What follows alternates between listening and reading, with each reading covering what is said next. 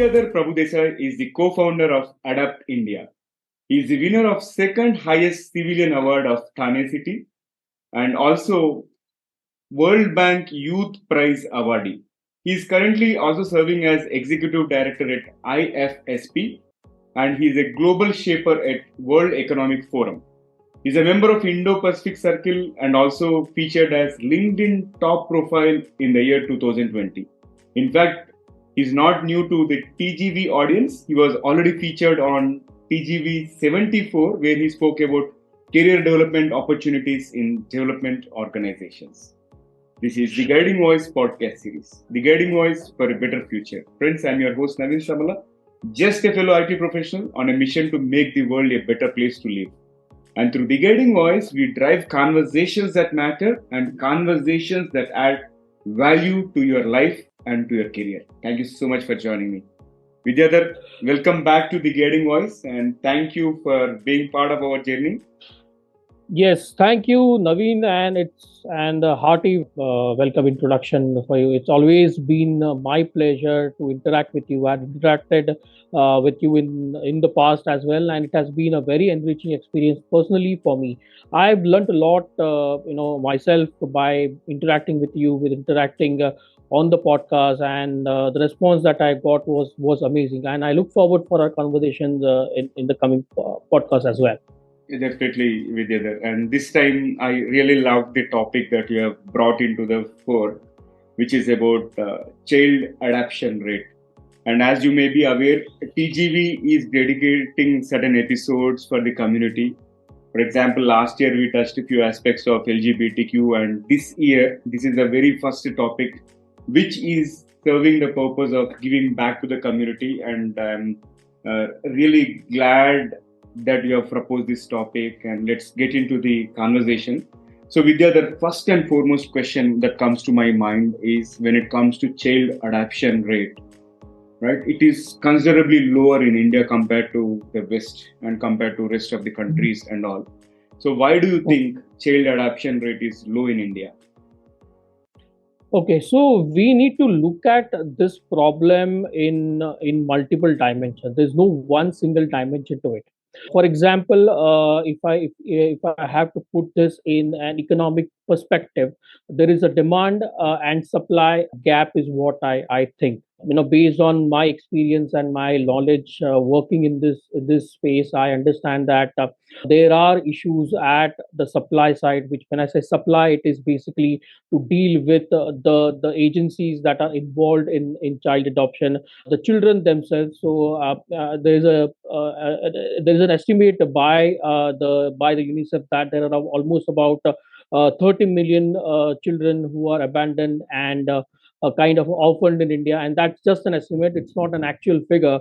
But if you look at the formal people who are in the formal channel, is not even 500,000. So that's a very huge gap to look at it. So first, there are issues at the supply level where there are very less number of children are getting into the formal system of adoption, and there are various hurdles to it. The process itself currently runs in silos. So there are multiple agencies involved, which helps children to get into the formal channel of adoption. So, for example, you have the regulator, which is called as CARA, the Central Adoption Resource Authority in India, the nodal agency for adoption. Then there are the state adoption agencies who are taking care of these children currently. So, and then there are again law other enforcement agencies like a police or a CWC, which is child welfare committees, or NCPC are getting involved in some of the aspects in the process. So there are many agencies that are involved, and they operate in silos, which is where the legal process of involving the children into a formal channel is it kinds of gets delayed. Though the new adoption regulation has actually fast tracked this, and I'm seeing some of the adoptions are getting on a fast track mode. But yes, the problem is very large, and that needs to be tackled at one end. That's when I talk about the supply side. But we also need to understand that there is a lack in the demand side also. Okay, adoption is not even considered as one of the family planning alternatives people. So as quoted by AIMS, the All India Medical Institute, there are almost 30 million couples which are infertile and young in India currently. So almost 15 to 20 percentage of our young couples are getting infertile, but yet they are not even considering this as an option and or as an alternative to alternative mechanism of family planning as such. Hence, this is one thing. There are a lot of things which needs to be tackled over here. Firstly, the adoption itself is considered as a taboo. There are people who do not think that this is a legitimate way of a family planning kind of a thing. There are various religious biases which are there in this. People think that children should be of blood lineage only, and that's when they're considered to be the real hires of the in the family, and they will carry on their legacy, their generation, their properties, their wealth, and that's where we need to consider that these kind of these beliefs or taboos to be cleared off. So there are issues at the demand side. There are several issues at the supply side. Both needs to get addressed to actually bring down or increase the level of adoption in India. Hmm. I think you brought in some important aspects apart from this demand supply ratio. One thing that struck my mind is legitimacy, and people have that particular thing. Okay, in case if I am raising a child, it should be from my blood lineage and all, right? So those are certain uh, things which we have to take care and all. But I'm glad that an organization like Adapt India has come forward to deal with increasing the child adoption rate. So, how is your organization helping to increase the child adoption rate, and what is your vision in the first place? So our vision is very simple. We are looking at the problem in both the sides. So from the demand side, we are looking at advocating adoption as an alternative to a family planning, and we want to bring this adoption as a main alternative itself. There are mythological references. If I have to quote, so Lord Krishna has been himself adopted, and I don't think so. There is a biggest example in this earth beyond this to talk about adoption. Prophet Muhammad himself was adopted. Sita has been adopted. Karna has been adopted. Shakuntala has been adopted. So all these the references in Hindu mythology are examples of adoption, and it has been there historically in our lineage also, and still there shouldn't be any taboos around it. There shouldn't be any biasness around it. There shouldn't be anything bad about it, and yet it's not happening. So that clarity needs to be brought in, and one of the things that we are looking at is working on increasing the demand side, wherein we want more and more people to come forward and consider adoption. Probably we would draw probably some of the campaigns to pledge for probably that would probably increase the demand. So currently, if I look at the registered parents, it's only about 30,000, so which is a very absolutely low number of people interested to adopt a child. So we want that number to go up to about a million or a 5 million, probably over the 3 to 4 years of time. So that is one area that we are looking at to address. The second area we are looking at to address is to have a systematic process change itself by using technology to head. So the current process are running in silos, as I mentioned, and the only way to deal with is to have a technological driven solution, which probably needs a reworking on the processes itself. So we are looking at considering a blockchain to address this specific issue in that, so that there is counter checking, there is transparency involved, and there is a minimum human intervention involved in the whole process. Right now, what is also happening is that, and it's very shocking to know that there are incentives given to people to traffic a particular child. When I say traffic, it is probably not bringing the child into formal adoption, rather than there's an incentive given to sell the babies or the child informally to anybody in India. And I've myself received offers when I was adoptive rather than in the process of adoption. So this is something which I hear of every day. I read about that in the news also. And still an only tech solution, if we bring into here, that will bring in a lot of transparency over here. Yeah, so I also wanted to understand that there are several laws which are also involved in a few adoption phase. So for example, there is under Hindu it is HAMA, which is Hindu Adoption and Maintenance Act, for which covers religions like Hindu, Jains, and all that. There is no specific law as far as Parsis are concerned. The Christianity does not allow adoption, while in the case of Islam, the only guardianship is considered as legitimate of adoption as such. They don't allow for complete adoption, but they consider as only as a guardianship. And we think that there needs to be a uniform law considering over and above this religion to be in place. So that is one another legal aspect to look at it, which we are looking at, making sure that there is a uniform civil code as far as adoption is concerned. Okay. So you spoke about blockchain. I think that comes handy as a technology. And are there any, other than the technology aspect, are there any special campaigns that you guys are leading for Adapt India? Okay, so one of the campaigns that I run personally, prior, to even formalize the movement. The movement came in later, but I stuck on, and that has actually came from my personal experience. My The case of my daughter, that led to define. So my daughter was abandoned, and she was found in bushes. And when the emergency help reached her and taken to the hospital, she was already bitten by insects, and she had to spend couple of months in the ICU, intensive care unit, in a district hospital.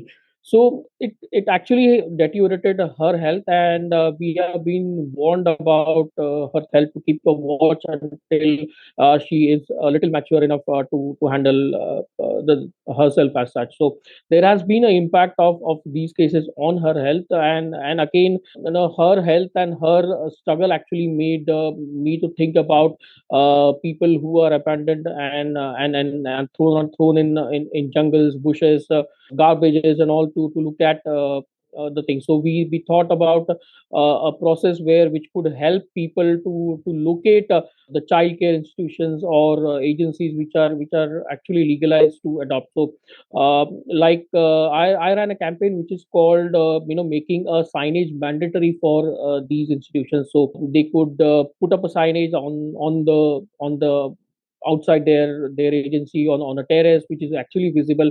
It is similar to any of your medical plus sign, so which people come to know that from a distance, that okay, there is something nearby, a hospital nearby or a pharmacy nearby, where they can get a medical help. So similarly, the cradle points in India to mandatorily display these signages, so that people, whoever wants to give away the child, they can actually volunteer and give away them to the center, rather than in a safe place, rather than abandoning in a dark bushes or garbages kind. So that's one campaign which was actually successful, and that regulation had come in very effective, and it's got getting implemented across India currently. So that's one success that we are looking at. Then we are looking at to run a campaign which would draw pledges from people to adopt, and that is another campaign which is under planning. It's we are currently in the planning phase, wherein we are looking at partnering with corporates to look at streamlining their leave policy for including adoption as one of the leave mechanisms, where people can take maternity and paternity leaves if they are also considering adoption, apart from what is giving now for a biological child or a surrogate child. Yeah. Policy. So that is one other inclusion that we are drawing. So probably that would help us to have more people from these companies to look at adoption. Then we are looking at working with the schools, insurance organizations to offer insurance policies, probably offer education free of cost to children who are getting adopted over here. So by that way, these kind of incentives can actually help getting kids adopted. So those are some of the areas which we are working upon.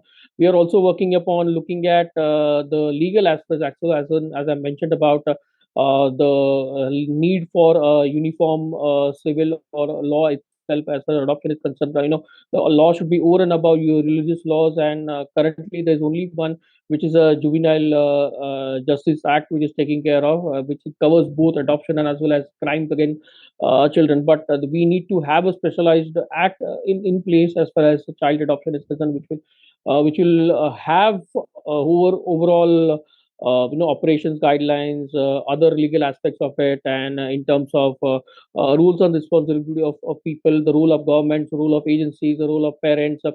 End to end, a specific act as far as adoption is concerned is what we are looking to propose. Yeah, that's great and wonderful to know about your initiatives. And at any point in time, if you need support from TGV, from the Guiding Voice platform, we are ready to spread the message. And my request to our audience is please look out our social media platform and take a cognizance of the posts, anything related to child adoption and all, and do your bit by socializing them. So that's great to know, Vidyadhar. And taking a step back, you said you have adapted a child by yourself, right? So which is so inspiring because you are kind of leading by example. And maybe you can share with our audience how is it like being an adapted father, right? So how is your feeling, and do you think you made the right decision? What's your take on that? See, my the whole objective is to normalize adoption and not consider adoption as any special case. So that's where I'm coming from it. So the process or the joy or the happiness that we got is as similar as even we have a even if we had a biological child, the happiness that we get is always same. So it's your child, and your time goes into every day in terms of getting my daughter ready. My time goes at giving her care, her love, and everything is goes. So we are not differentiating between any as an adopted child or a biological child. So that's one area that also we need to address that. And probably I don't know whether, I mean, whether I don't know. I actually don't know how do I exactly put this, but my feelings as a father is the father of father itself for my child. It will not change, depending upon whether it's my biological child or whether it's an adopted child. My process and my love for the child is always the same, and it will always bloom as days pass by. She's actually started going to a daycare school kind of a thing, and which is where my joy has actually gone much bigger. And as I see her grow, as I see her learn different things, definitely, I mean, we are happy as a couple. Wonderful. I'm glad to know that, and probably this might motivate our audience and whoever is based out of India. And if they are looking for more information around adapting a child in India, I'm going to curate next set of questions around that. So to begin with, let me ask you this: who is eligible to adapt in India? Anybody is eligible. There are no direct guidelines as such, but you can adopt as a single parent, male single parent or a female single parent. There is a restriction currently where a male parent can only adopt a male child, but a female single parent can adopt any gender child. Can adopt as a couple, but you need to be married and probably at least about 2 or 3 years is what over here. You need to be more financially sound, mentally sound, and physically fit to adopt a child. That's a basic rule which is there, and which is there for any parent, even when you're doing any going for a biologic child, you always look at these aspects also, in terms of whether we are ready as a parent to bear a child and all those things. So those are the very similar things where the criteria of eligibility as such. Hmm. There is a set process to be followed up in terms of you need to be registered with Kara first, and they will ask for you certain documentation for it, and probably after that is completed, the nearest adoption agency will contact you. They will conduct a home study first, and once your home study is successfully done, you are actually in the pipeline of an adoptive prospective adoptive parent. And then the average waiting time is roughly about a couple of years because of the gap which is there.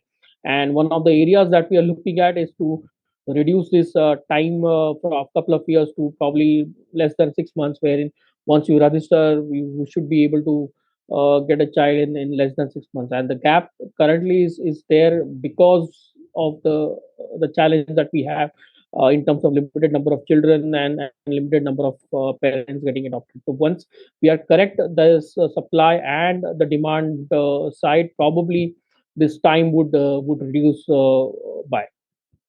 Hmm. Wow, that's so useful information, Vidyadhar. And now you said single males can adapt only male child, and whereas Yeah. single female can adapt either male or female.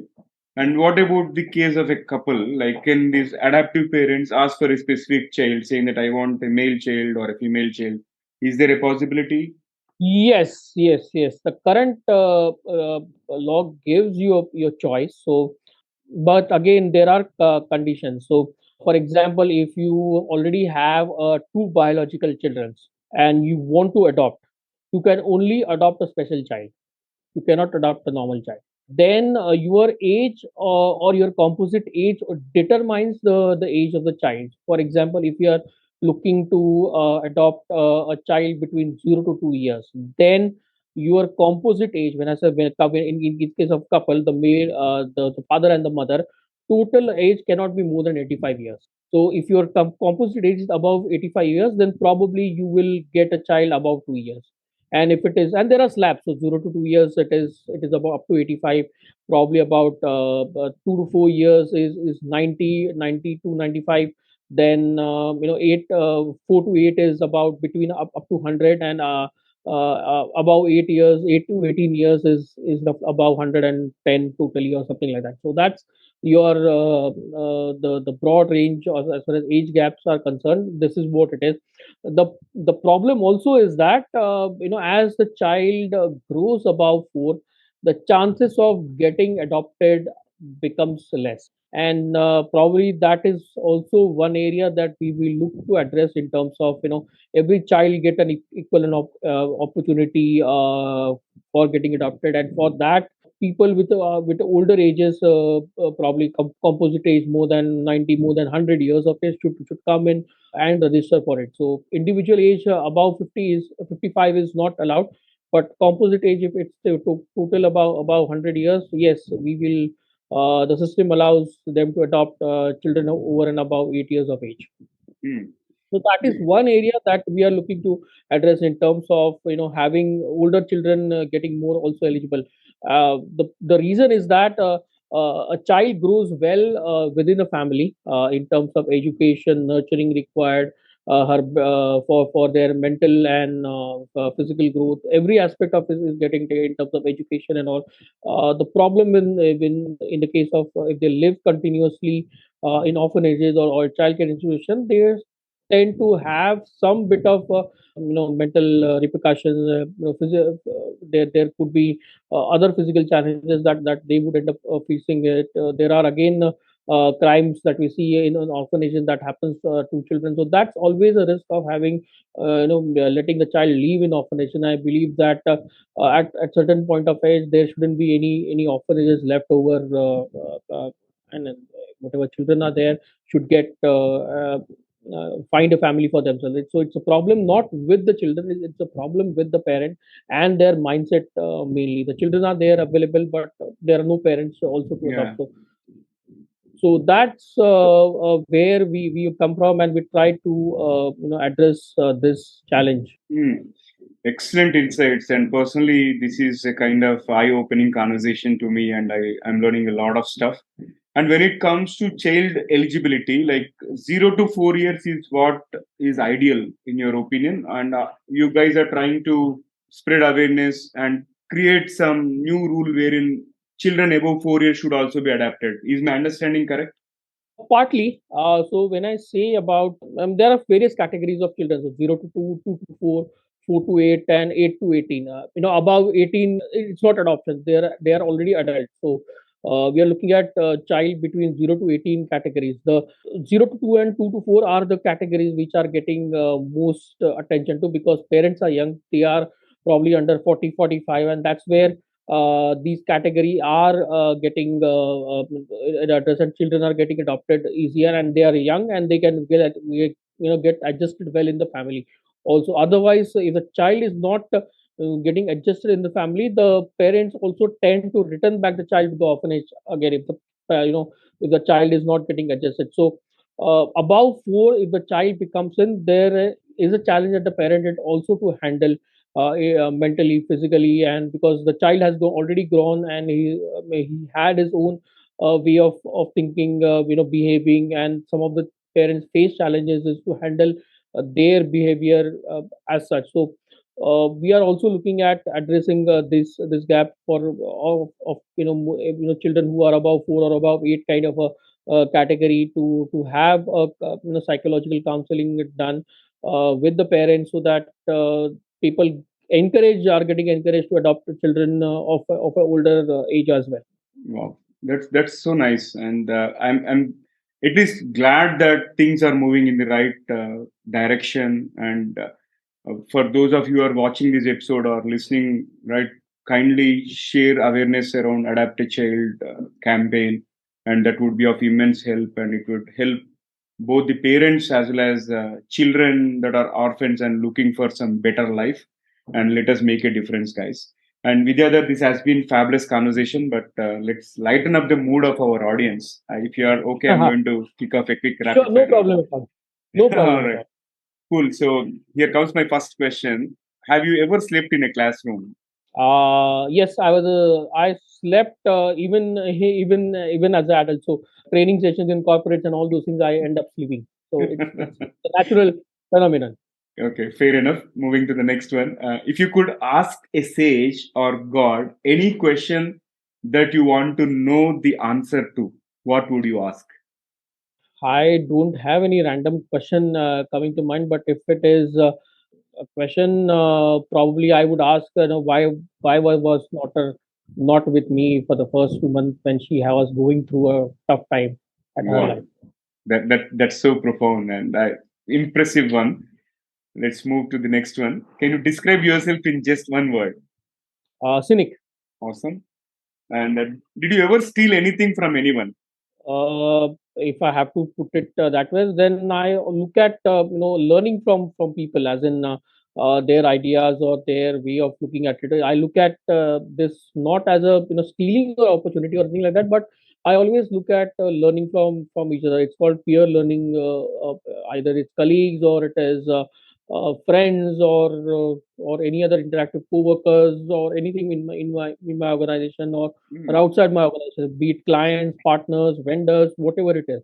So we always learn from each other, and that's how I would look at it. And I always do that, because I believe that peer learning is more important than a learning from a teacher. Or I don't demean or degrade that kind of a learning, but I believe peer learning is more important in today's life. You need to grow well in wherever you are.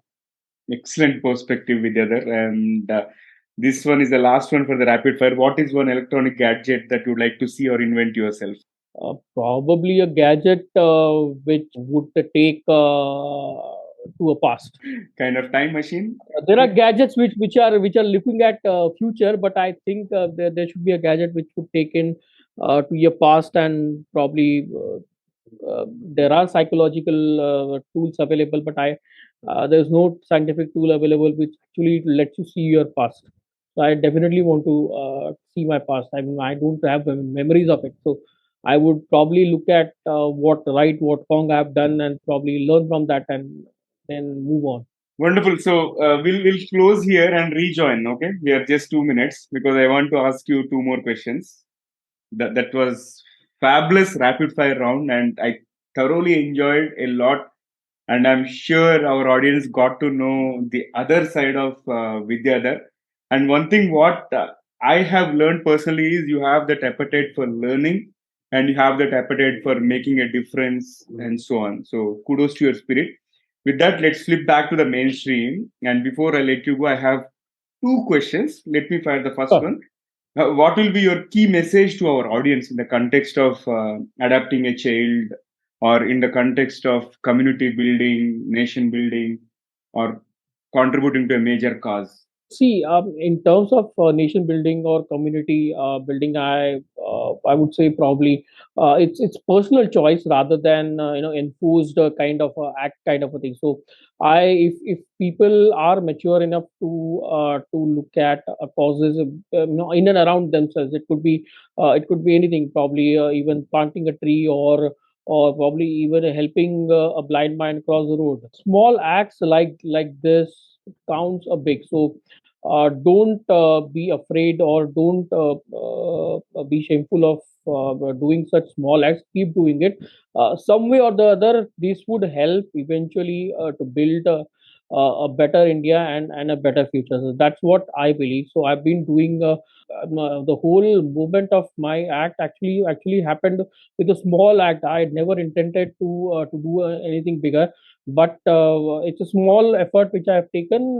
Gradually, I let figured out that the problem is not as small as I was thinking. The problem is much bigger, much challenging, and I am okay to it. I know that the consequences of getting into this particular thing, I'm actually getting. I don't know what to say, but yes, so that's it's a bigger problem that I am looking at as adoption. It's directly related to a bigger crime and trafficking world. So which is where the concern also comes in, as in not a concern of life or anything like that, but at some point of time we will get that threat soon. So I take a learning, and one of the things that you mentioned about coping, right? A specific question on coping was there. So the child adopt India movement is almost taken a good inspiration from a movement called Organ India.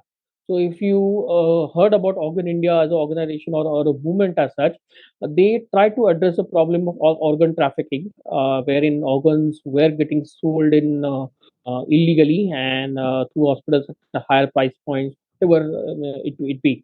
So they started a movement, encouraging people to donate organs so that there is a legitimate supply of organs, and people who are in the need of it are getting access to legitimate supply. So which is where our learning also comes in. There is a huge gap in supply and demand of children as such. So in terms of children are not getting into the formal channel of adoption, and there is a problem where there are no parents to adopt.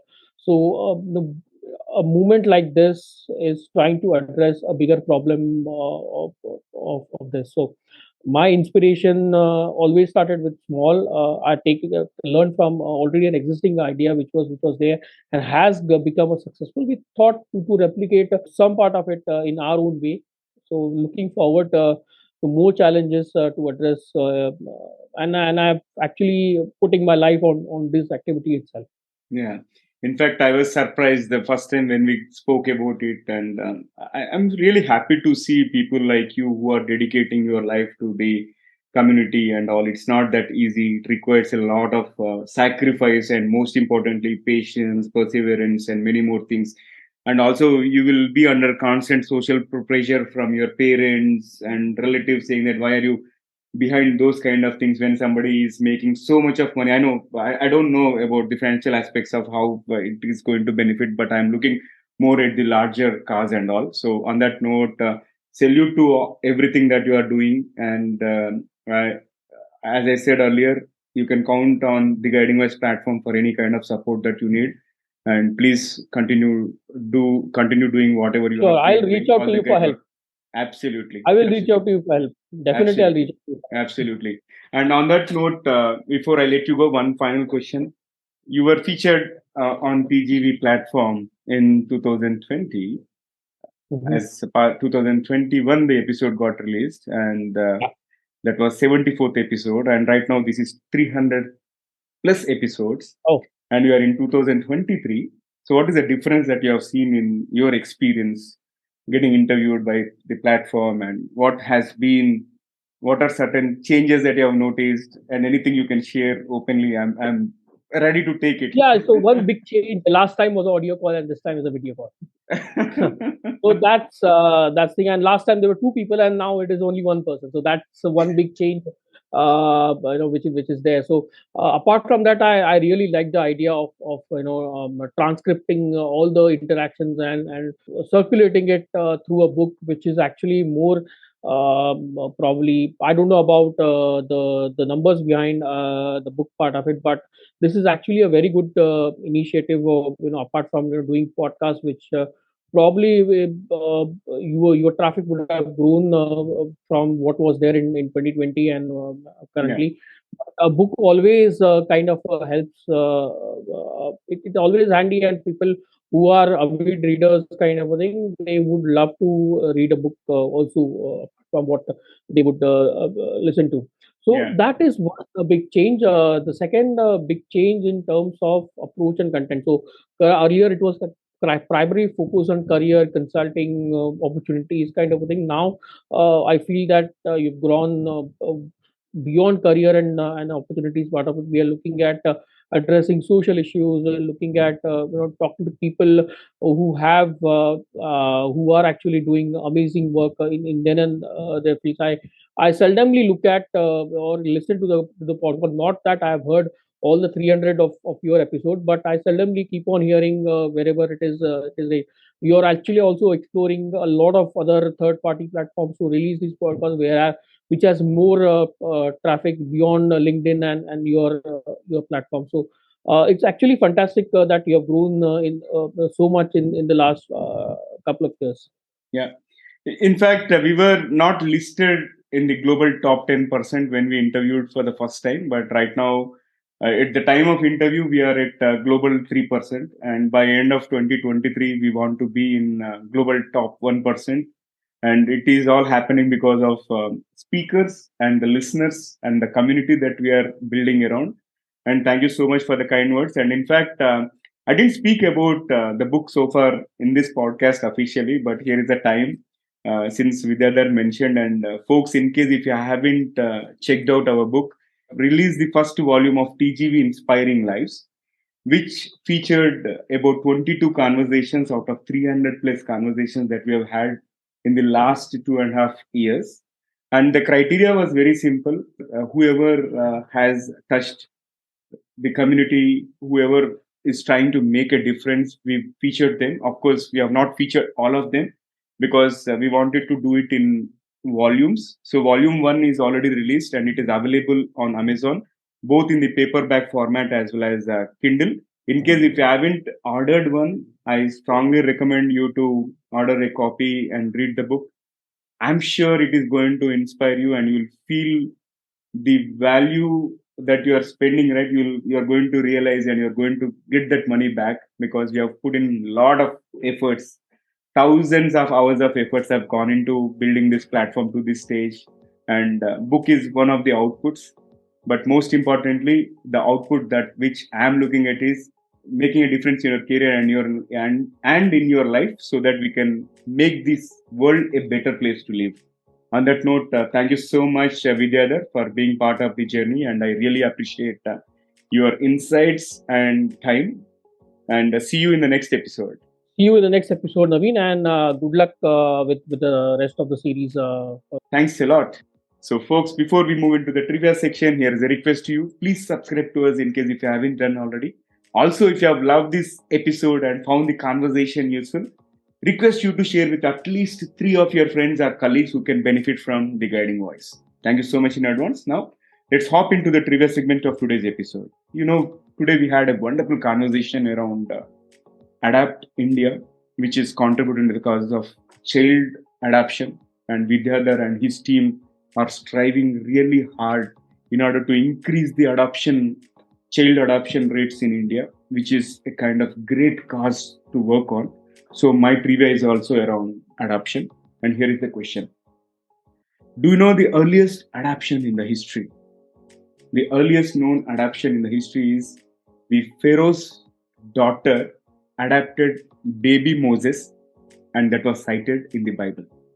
So, likewise, adoption has been common right from the ages. In fact, Vidyadhar has mentioned about Hindu mythology as well as Muslim mythology, like depending on the community we belong to. Definitely, there are roots of adoption, and I also strongly support the cause of child adoption. Please come, join the cause, and let us make this world a beautiful place to live. That's all for today. Thank you so much for joining, and folks, please do not forget to share your topic recommendations and guest speaker suggestions either through social media or email me at theguidingvoiceforyou@gmail.com. I'm your host Naveen Samala, just a fellow IT professional, but a passionate learner on a mission to make this world a better place to live. Until next time, bye bye. See you all in the next episode with another wonderful.